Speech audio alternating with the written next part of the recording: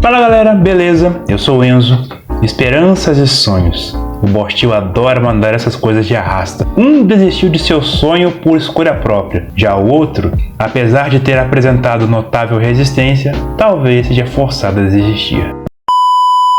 O capítulo começa com Hiroto e Isabela andando por uma das ruas da favela. A Isabela conta um pouco da sua situação familiar para Hiroto. Ela diz que no começo, quando o Gabi disse que iria entrar para a facção IM, ela foi contra, pois não queria que ele seguisse os mesmos caminhos que o pai. Mas ela não tem como sustentar toda a família sozinha. Isabela continua dizendo que a asma dela vem piorando recentemente e a Mia sofreu um acidente. Isso explica as pernas dela, né?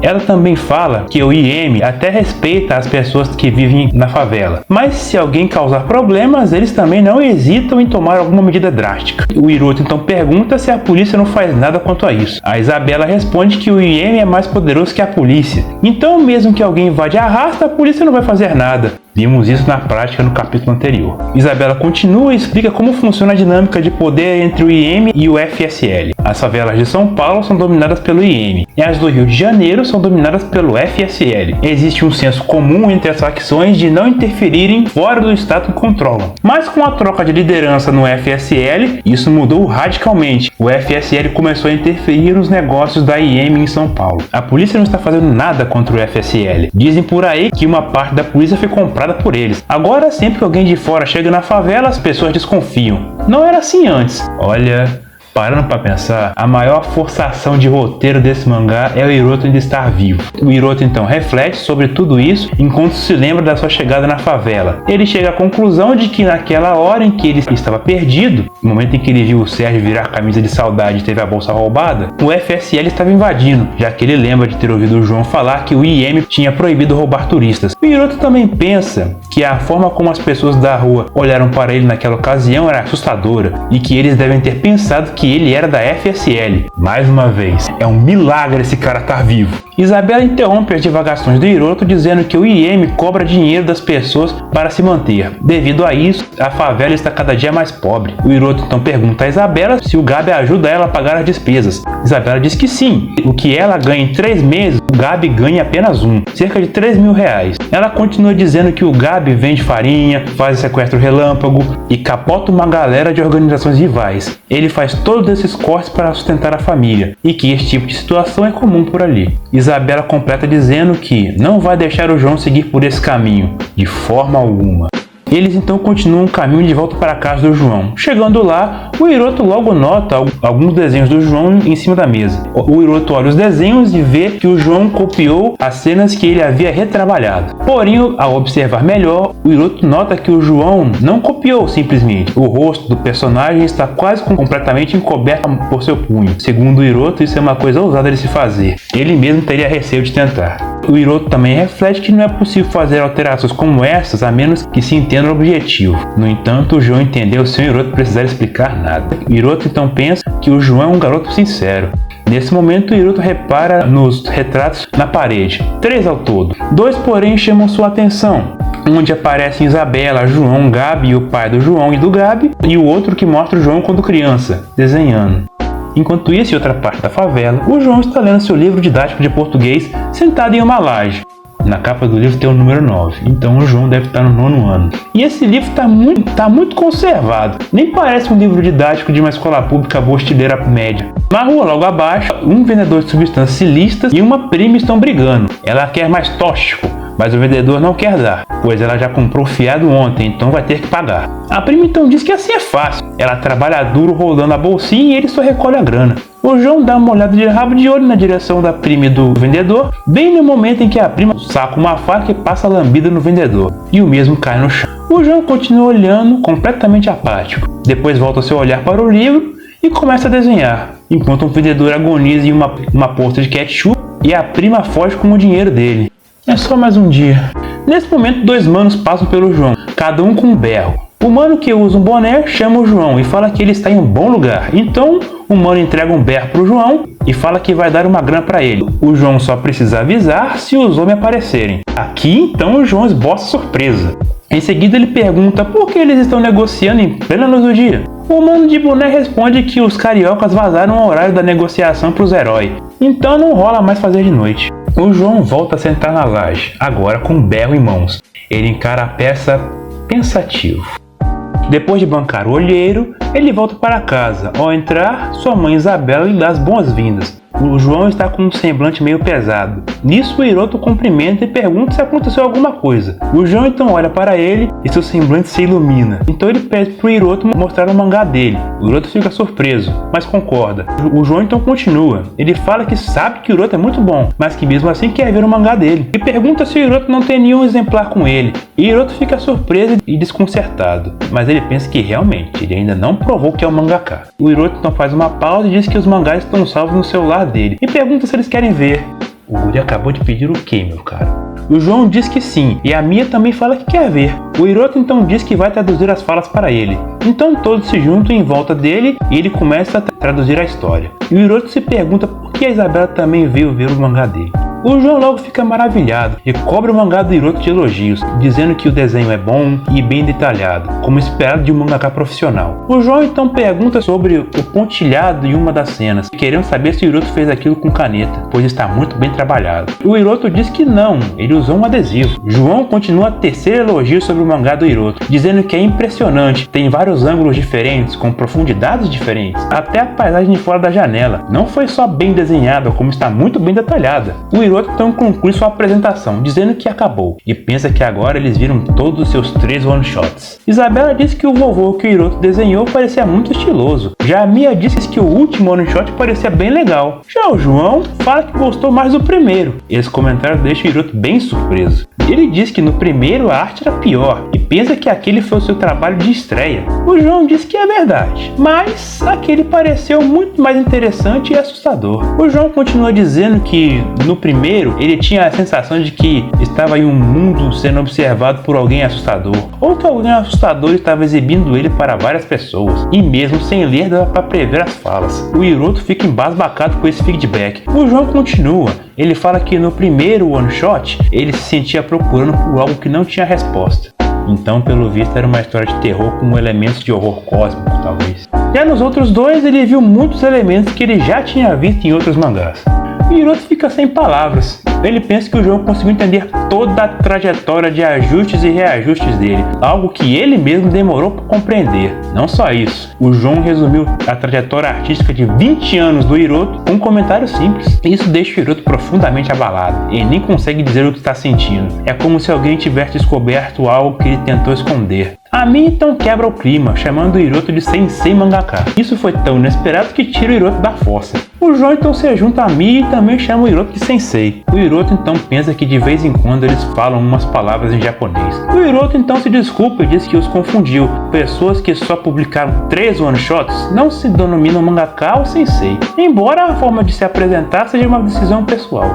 O Hiroto então conclui dizendo que, como nunca publicou um mangá, não faz sentido chamá-lo de sensei. Isso confunde o João. O Hiroto então diz que desistiu de fazer mangá. Essa afirmação surpreende o João ainda mais, tanto que ele pergunta por quê. O Hiroto responde que isso não é para ele, e não importa o quanto ele tente, nunca terá um mangá serializado. O João então pergunta quanto ao one shot que o Hiroto publicou. O Hiroto explica que o one shot é apenas uma estreia. Se não for serializado, ele não é um mangaka e não terá como se sustentar. Então, mais uma vez o Hiroto diz, ele não é um mangaka e nem um sensei. A Mia e o João ficam em silêncio, mas o João logo abre um sorriso e diz que ele gostou do mangá do Hiroto. Então, ele é um sensei sim. O Hiroto fica sem graça. Ver esse guri ser tão positivo me deixa preocupado. Agora a cena corta para uma feira. O João pede para o Hiroto esperar até as 3 horas. Aí eles vão na delegacia. E o Hiroto concorda. O João então se volta para o dono de uma das barracas. Seu nome é Gustavo. Eles se cumprimentam e o Gustavo pede para o João ajudar a organizar a banca. Repare na tatuagem do elemento. Enquanto o Hiroto espera, ele observa a barraca e pensa que ali tem muitas frutas que ele nunca viu no Japão e que é divertido ver tantas frutas juntas e misturadas assim. O Hiroto repara que as melancias estão custando R$8 e pensa que é bem barato. Em outra parte da barraca, o João atende uma cliente. Ela deseja levar 5 frutas e o João diz que escolherá as melhores. Nesse momento, um cara se aproxima dizendo que esse mês foi difícil e ele pede um trocado para o João. E o mesmo olha para o cara com uma expressão nada amigável e diz que também está numa situação difícil. Então, não. Tá difícil para todo mundo e a tendência é piorar mais. O cara então diz que o João é muito frio e vai embora. O Hiroto vê essa cena e se lembra de uma conversa anterior que ele teve com a Isabela. Ela conta que o João trabalha em uma feira e que ele ganha R$20 para trabalhar 4 horas por dia. Ao ouvir isso, o Hiroto para e pensa que isso deve dar uns 125 ienes por hora. Isabela continua dizendo que ainda assim é um bom valor. Hiroto então reflete mais um pouco. O João trabalha, estuda, ajuda a família e ainda desenha mangá. Exatamente, o João é um brasileiro pobre mais fraco. O Hiroto fica com pena, mas ele se pergunta se sentir pena não é presunçoso da parte dele, uma vez que ele mesmo ainda depende dos pais. O Hiroto então continua pensando se ao menos o João tivesse mais tempo. O do João pode estar acabando. O João estava atendendo outra cliente quando o Gustavo o chama para conversar. Ele vai até lá. Pelo que se pode observar, não são boas as notícias. O Hiroto observa tudo de longe. O Gustavo então fala que o João não precisa ter tanta pressa e que ele precisa pensar direito no futuro. O Gustavo então vai embora. O Hiroto continua observando, sem saber o teor da conversa. Pela expressão do João, a coisa é séria mesmo. Bom, pelo menos não está chovendo. Falei cedo demais. O Gustavo então manda o João recolher as coisas. Depois de terminar, o João fica ali parado no meio da rua, olhando para cima debaixo da chuva. O Hiroto então o chama para ele sair da chuva. Isso o desperta do seu transe. O Hiroto já percebeu que tem alguma coisa errada. Hiroto e o João então voltam para casa. O Hiroto reclama do frio. A Isabela pergunta se eles foram à delegacia. O Hiroto disse que começou a chover forte, então eles voltaram. A Mia dá as boas-vindas aos dois. Nesse momento, o João chama o Hiroto para tomar um banho. O Hiroto e eu também ficamos surpresos e confusos com esse convite. No chuveiro, o Hiroto fica impressionado com o fato do João só ter 15 anos, mas já ter um abdômen definido. O João então se oferece para lavar as costas do Hiroto. Que é isso, João? Que negócio é esse, cara? O João então fala que o Hiroto é corcunda. E eu mesmo disse que a maioria dos mangakas é. Inclusive, você que tá vendo esse vídeo, você não é mangaka, acerta essa postura. O João então diz que foi bom o Hiroto ter vindo para o Brasil. E isso fez ele se sentir como se tivesse conseguido se aproximar um pouco do seu sonho de ser um mangaka. O Hiroto diz que não, teria sido muito melhor se o João tivesse conhecido um mangaka de verdade. Mas o João diz que está muito feliz por ter encontrado o Hiroto. Depois do banho, o João fala para sua mãe Isabela que vai entrar para a IM. Pois bem, o João resistiu às circunstâncias e à dura realidade o quanto ele pôde.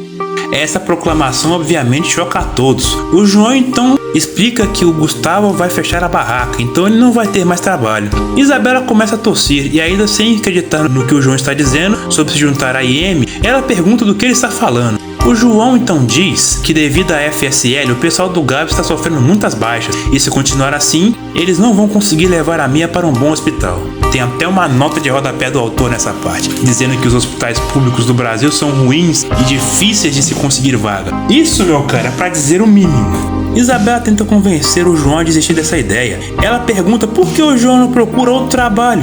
O João responde que não vai conseguir um trabalho que pague tão bem quanto a barraca do Gustavo. O Gustavo, inclusive, pagava mais que o dobro, só porque o João era irmão do Gabi. Aflita, a Isabela diz que não tem problema, ela trabalha mais. O João, porém, diz que a asma da Isabela está cada vez pior e que os médicos disseram que ela precisa descansar o máximo possível até o fim do tratamento. O João continua dizendo que o Magrão falou pro Gabi que o João precisa se juntar à IM e que pagaria bem, mesmo o João sendo uma criança. O João completa dizendo que não tem como ele ter uma vida normal ou um trabalho normal. A Isabela então se desespera ainda mais. Ela grita que não, definitivamente não. Não adianta ganhar dinheiro desse jeito. Uma vez que se entra nesse mundo, não tem mais como sair.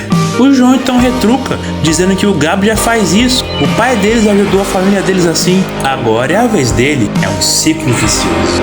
Essas palavras fazem o Hiroto refletir. Ele se lembra do que o João disse no dia anterior, quando ele disse: eu não vou conseguir me tornar um mangaka, mas eu gosto de sonhar.